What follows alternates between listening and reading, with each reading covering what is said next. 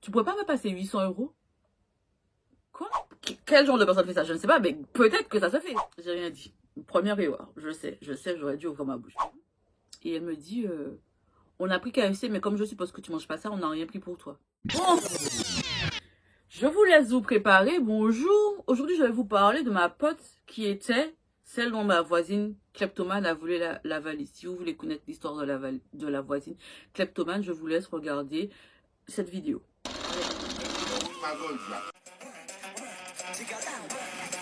Je vous laisse prendre de quoi vous substanter. Je vous laisse prendre votre thé, votre jus de goyave, je ne sais pas. Moi, je vais vous raconter l'histoire de ma pote squatteuse. Il n'y a pas d'autre terme. Et c'est en deux parties, l'histoire de ma pote squatteuse. Vous êtes parés, en parés. Donc, alors, c'est une personne que j'ai connue quand j'étais petite. Je vais pas donner trop de détails parce que je veux pas que les gens reconnaissent de qui je parle. Et du coup, elle s'appelle... On va l'appeler Karen. Elle s'appelle Karen. Et du coup, j'habite à Bordeaux. Et elle me demande si elle peut venir chez moi. Donc, je lui dis, ok, pas de souci, parce qu'on se connaît depuis longtemps, vas-y, pas de problème. Et donc, elle vient chez moi. Et quand j'avais été à Prague, j'avais acheté des bières aromatisées. Et du coup, comme j'en avais plusieurs, je me suis dit, bah tiens, je vais lui faire goûter. Et je vais goûter par la même occasion parce que j'avais pas goûté. Donc, on boit notre truc tranquille. Et quand elle est venue chez moi, il faut savoir que j'étais pas en congé. Donc, du coup, je partais travailler la journée et elle restait chez moi, tranquille. Et à un moment donné, je crois elle devait me rejoindre à la rue Sainte-Catherine pour qu'on aille faire du shopping. Donc, c'est la rue marchande de Bordeaux. Quand la fille arrive, je vois qu'elle a mis mes bottes à ses pieds. Comme si c'était ses bottes, hein, vraiment. J'avais envie de lui dire quelque chose, mais je me suis dit, de toute façon, elle avait déjà abîmé les bottes puisqu'on n'a pas les mêmes pieds. J'ai rien dit. J'ai rien dit. Première erreur. Je sais, j'aurais dû ouvrir ma bouche. Mais bon, je n'avais pas encore compris l'ampleur du problème. Voilà, c'est ça mon problème. C'est que j'avais pas compris l'ampleur du problème. Donc, du coup, après, on rentre chez moi. C'est pas la fille avait bu une autre bière à moi que j'avais ramenée aromatisée, du coup il n'en restait plus. J'ai rien dit, j'avoue j'aurais dû, vraiment. Mais je me suis dit, bon, peut-être que ça se fait, je sais pas. Quel genre de personne fait ça, je ne sais pas, mais peut-être que ça se fait, voilà. Je me suis pas formalisée et tout, puis après je me suis dit, après c'est juste une boisson, c'est pas très grave et tout. Donc après, elle part en Martinique. Et je crois pas qu'on se reparle souvent. Et puis après, elle revient en France. Et moi, j'habitais plus à Bordeaux, j'habitais en Île-de-France. Et elle me dit que là, elle vient pour s'installer avec ses enfants et tout, qu'au début, elle sera chez quelqu'un, je sais pas quoi, je sais pas quoi. Moi, je me formalise pas et tout, elle fait sa vie, je suis ma vie. Et un jour, elle me demande si elle peut revenir chez moi. Parce qu'elle devait aller chez sa soeur, mais sa soeur était partie en Martinique. Je sais pas quand il y avait un truc chelou. Donc je lui dis ok. Et c'est le jour de la valise. Et quand elle arrive avec son fils. J'étais là. Ah d'accord. Ok. Et du coup, bon bref, vous avez capté l'histoire de la valise et tout. Voilà. Et donc après ça, la fille, son fils est assis dans mon salon. Ses pieds sont sur la table du salon. Donc je lui dis, tu peux enlever ton pied sur la table du salon. Et puis je me dis, mais c'est quoi ces gens? Bref. Ça, c'était le jour 1. Et du coup, comme elle est chez moi et tout, je me dis, bon, écoute, je lui dis le lendemain, je crois que c'était vers le 15 août par là, on va sortir et après on ira faire des courses parce que c'est férié, tu vois. Et elle me dit, ok, pas de souci et tout et tout, donc on va se balader dans Paris. Et à un moment donné, je vais regarder des chaussures. Et elle va au KFC. Il faut savoir qu'à cette période-là, je faisais beaucoup de sport et je mangeais très sainement. Et elle va au KFC et elle achète des trucs. Et elle revient. Et elle me dit, on a pris KFC, mais comme je suppose que tu manges pas ça, on n'a rien pris pour toi. Bon, c'est vrai que je mangeais pas ça, mais je me suis dit, ok, pas de souci, tu vois. Donc après, on va faire des courses. Parce que le lendemain était férié. Et donc, moi, j'achète des trucs que je vais manger et tout. Et elle, je vois qu'elle achète des fraises, de la chantilly, des bonbons et je sais pas quoi. Alors qu'elle a son fils à nourrir, plus elle, tu vois. C'est quand même la moindre des choses, c'est pas moi qui ai fait tout bail. Donc je me dis, mais c'est pas ce que je vois qu'elle fait. Mais je lui dis rien, puisque c'est elle qui est la mère de famille. C'est pas moi qui vais lui dire comment il faut qu'elle se nourrisse elle et comment il faut qu'elle nourrisse son enfant. Voilà, on est d'accord. Et donc, elle fait ses courses que je vous ai citées, et elle achète d'autres trucs, mais des trucs vraiment aussi inutiles que ce qu'elle pouvait acheter pour manger le lendemain. Donc, on rentre à la maison et tout, et je me dis, qu'est-ce qu'elle va manger? Donc le lendemain, quand je me réveille, je vois qu'elle a fouillé dans mes placards et qu'elle a utilisé des trucs que j'avais pour faire son repas. Jusque-là, je dis rien. Je me dis, bon, bah, écoute, peut-être c'est comme ça fonctionne les gens, je sais pas, tu vois, moi, je n'ai pas le décodeur de toutes les personnes, donc je me dis, peut-être moi, je suis une personne pas comme ça, mais peut-être, tu vois, les gens comme ça, c'est normal, tu vois. J'essaie de pas juger. Donc après, je me dis, bon, ben écoute, je vais faire mes trucs. Donc, quand elle a terminé de faire ses affaires, moi, j'ai fait des pancakes. Mais j'ai fait que pour moi, parce qu'à un moment donné, si tu voulais qu'on partage, fallait pas être comme ça. Donc, elle me dit, ah ouais, ça a l'air bon. J'ai dit, je confirme, c'est bon.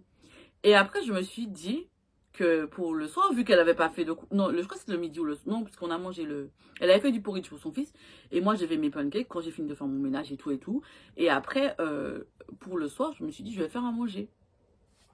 Mais ce que j'ai fait, parce que je suis pas... Enfin, je veux bien que tu aies des manières de te comporter qui ne soient pas normales et tout, mais en même temps, je suis pas ton pigeon. Donc, moi, ce que je fais, c'est que, comme je mangeais très sainement, comme j'ai précisé, puisque je faisais beaucoup de sport, j'ai fait un repas full, je crois que j'avais fait du quinoa avec des légumes. Mais il n'y avait pas de viande, il n'y avait pas de poisson, il n'y avait que dalle. Il n'y avait que des légumes et du quinoa. Après, c'était assaisonné et tout et tout et tout. Mais c'était full légumes et quinoa. Donc je lui dis, je vous sers à manger. Parce que comme je vois qu'ils font rien, donc voilà, pour pas que tu dises, tu es venu chez moi et t'as pas mangé, je te donne à manger. Et donc je leur sers le repas. Et là, elle me dit, comme disait mon frère, où est la viande? La fille m'a dit, où est la viande? Et dans ma tête, je me dis, où t'as acheté en viande? Mais comme je ne suis pas impolie, je ne dis rien. Je lui dis, bah écoute, tu sais, c'est très bon pour la santé de ne pas manger de la viande tous les jours. Donc, du coup, voilà, j'en mange pas tous les jours. Voilà. Après, en même temps, si tu veux de la viande, t'avais qu'à l'acheter. Je lui dis pas ça dans ma tête, je me dis, voilà, je la laisse ça et tout. Elle mange le truc, mais elle est pas contente puisque bon, elle voulait manger de la viande, voilà. Mais frère, tu peux pas venir chez les gens, tu fais des trucs comme ça, puis tu crois qu'on va te recevoir comme une princesse, c'est quoi? Et du coup, il y a d'autres trucs qui se passent, je me souviens pas. Et du coup, après, elle devait rentrer en Martinique pour faire... je crois qu'elle devait faire les ongles de quelque, je sais pas quoi. Et du coup, elle devait prendre son billet parce que finalement, elle ne restait pas définitivement. Parce qu'elle n'avait pas d'argent. Au début, je ne savais pas qu'elle n'avait pas d'argent. Et moi, à ce moment-là, je devais partir au Japon dans peut-être quelques jours. Puisque j'avais les vacances obligatoires au mois de juillet-août. Comme je travaillais dans le tourisme, bref. Et elle me dit oui, il faut que je prenne mon billet. Et à chaque fois, elle me reparle du prix du billet. Mais moi, je me formalise pas, tu vois. Et puis, elle me dit, tu pourrais pas me passer 800 euros? Quoi? Elle me dit oui, c'est pour que je prenne mon billet et tout, parce que là, j'ai pas d'argent. Alors, je me dis, mais attends. La fille m'a dit qu'elle devait venir s'installer en France. Elle a pas 800 euros? Donc je lui dis non tout de suite parce que voilà, je vais pas te passer mes 800 euros. En plus, je pars en vacances dans quelques jours. Car je suis pas ta banque non plus. Et en plus, en vrai, vu le comportement de la personne, est-ce que tu penses que Karen allait me rembourser? Non, elle va me rembourser. Ou elle allait me rembourser dans 40 ans. Ou jamais. Je suis sûre que c'était plus jamais qu'il y a 40 ans. Que dans 40 ans, pardon. Donc du coup, je lui dis non et tout et tout et tout. Et elle me dit ouais, je vais demander à un de mes frères et tout. Je lui dis bah écoute, vas-y. Hein, parce que, dans la vraie vie là, moi je passe pas mon argent. La vie est trop dure. En plus, tu viens t'installer en France, t'as pas d'argent. On va où là? Tu viens t'installer dans un pays, peu importe que ce soit en France ou ailleurs. T'as pas d'argent. Bref. Donc, elle me dit oui, je dois avoir demain et tout et tout et tout.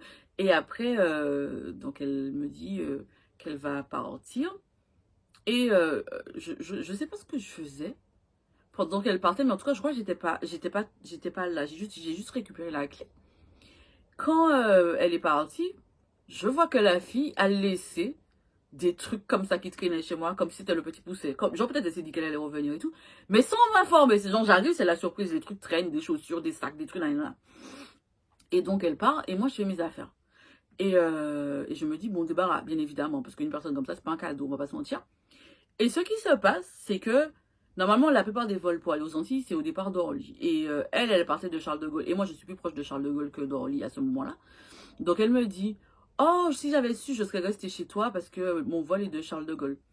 Je suppose que ça sous-entendait, dis-moi de revenir. Mais comme moi, pas mon mouton, ni je ne sais pas quoi, je me suis dit, meuf, dans tous les cas, tu es parti, personne ne va te recueillir ici.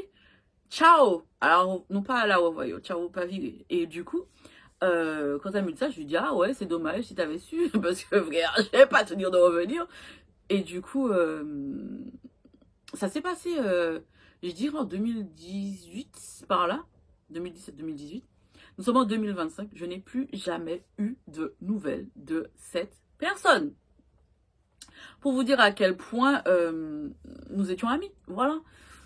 Et après, je me suis fait la réflexion aussi, pourquoi elle dormait chez quelqu'un et comme par hasard, la personne avait disparu et ne pouvait pas la loger.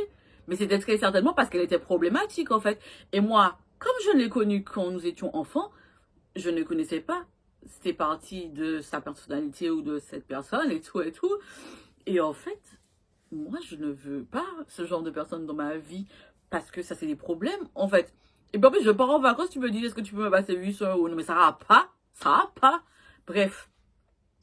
Du coup, quand j'ai réalisé que la voisine avait volé sa valise, je me suis dit, mais c'est bien fait en fait.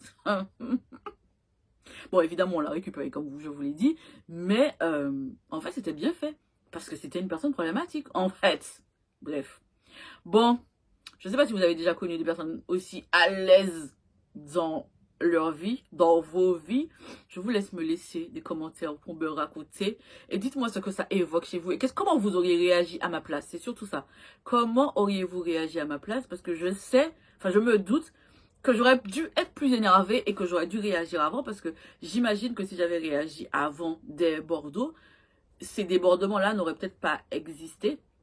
Mais en même temps, je me dis que vu que ça a l'air d'être une meuf profiteuse, est-ce que ça aurait changé quelque chose? Donc, dites-moi comment vous auriez réagi. Est-ce que ça vous a énervé? Est-ce que vous trouvez son comportement normal? Parce que moi, jusqu'à aujourd'hui, je suis dépassée, pour être tout à fait honnête. Donc, je vous laisse me dire ce que vous en pensez. Et je vous donne rendez-vous normalement dans 15 jours pour une prochaine vidéo. Et sinon, n'oubliez pas, abonnez-vous. Voilà, c'est tout ce que j'ai à dire. Ciao!